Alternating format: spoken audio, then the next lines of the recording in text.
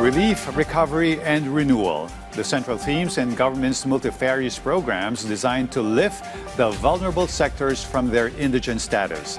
From the 20 a kilo rice to the unified financial assistance for tertiary level students to expanded connectivity reaching the hinterlands and remote islands, the government is conjuring up more of such programs and improving on existing ones as our Floyd Brents Guay threshes out a dozen impact projects of the administration.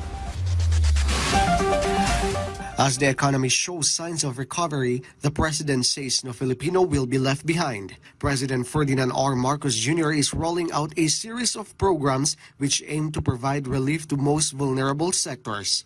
The president has launched the Benteng Bigas Meron na program at 20 pesos per kilo. Quality rice has been made affordable even to the poorest families. Kung hindi dahil sa kanya, wala kaming mabibili na mumurahin na bigas. Maraming salamat po, Presidente Bongbong Marcos. Sana itulong mo sa tulad naming mahihirap. The president also opened the Walang Gutom Kitchen where some 700 individuals, most of them rescued from the streets, now receive free breakfast and lunch sourced from food donations by the private sector. Nagpasalamat ako nga natultunan ko tong Walang Gutom Kitchen dahil minsan magutom ako, mapunta ako dito, nakakain ako. The Unified Student Financial Assistance System for the Tertiary Education has also been expanded. Under the program, the government now covers tuition, allowances, and other college expenses. This ensures access to quality education to develop the skills of the youth. Ang edukasyon po ay hindi po pribilehiyo. Ito po ay karapatan ng bawat mamamayang Pilipino. Para sa akin, nakatulad ko dahil panganay kasi ako, mayroon pa akong mga kapatid. Sobrang malaking tulong to para sa pamilya ko kasi hindi ako or magiging less ako sa mga problema kumbaga pagdating sa mga finances. And syempre, magkakaroon din ng focus or mabibigyan din ng attention yung pag-aaral din ng mga kapatid ko para lahat kami sana makapagtapos.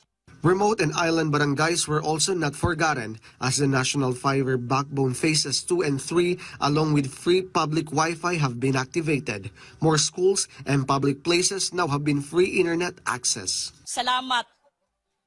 Malaking tulong to sa amin na sa mga estudyante.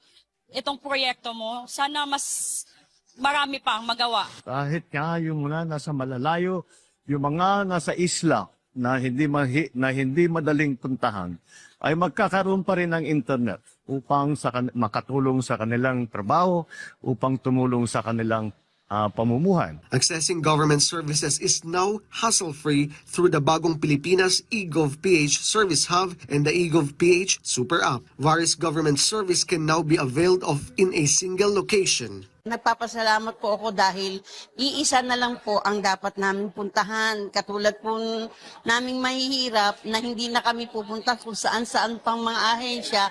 The government has stepped up its response to what many Filipinos consider the #1 problem during the rainy season through a plan kontra baha, waterways, clearing and cleaning operations, focus on the aggressive removal of garbage and debris. Floyd Brents from the National TV Network for a new and better Philippines.